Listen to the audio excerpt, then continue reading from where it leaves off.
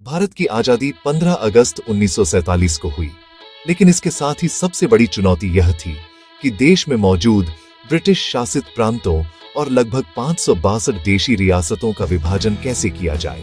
British Bharat दो हिस्सों में बटा हुआ था, एक सीधे ब्रिटिश शासन के अधीन प्रांत और दूसरे देशी राजाओं द्वारा शासित राज्य। जब अंग्रेजों ने भारत छोड़ा तो उन्होंने इन रियासतों को यह विकल्प दिया कि वे स्वतंत्र रहें, भारत में शामिल हों या पाकिस्तान में चले जाएं।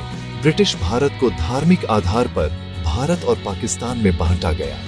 पंजाब और बंगाल जैसे बड़े प्रांतों को भी धर्म के आधार पर दो हिस्सों में विभाजित किया गया, जिसमें पश्चिमी पंजाब और पूर्वी बंगाल पाकिस्तान में चले गए, जबकि शेष भारत का हिस्सा बने। सिंध, बलूचिस्तान और उत्तर पश्चिम सीमांत प्रांत पाकिस्तान में गए और मद्रास, बिहार, बंबई, उड़ीसा जैसे प्रांत भारत में रहे।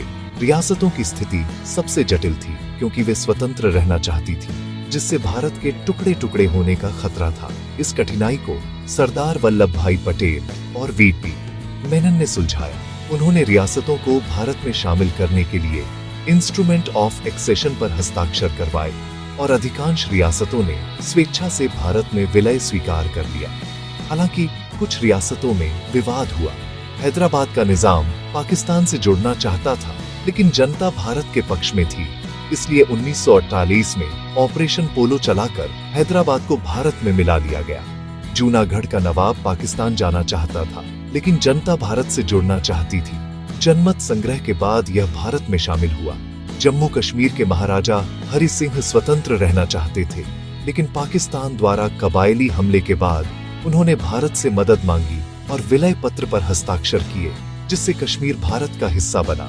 स्वतंत्रता के बाद राज्यों का पुनर्गठन भाषाई और प्रशासनिक आधार पर किया गया और 1956 में राज्य पुनर्गठन आयोग की सिफारिश पर नए राज्यों का निर्माण हुआ। इस प्रकार आजादी के समय का बिखरा हुआ ढांचा धीरे धीरे संगठित होकर एक मजबूत राष्ट्र में बदल गया। सरदार पटेल के राजनीतिक कौशल और कूटनीति से ही देशी रियासतें भारत का हिस्सा बनी और एकीकृत भारत की नींव रखी गई।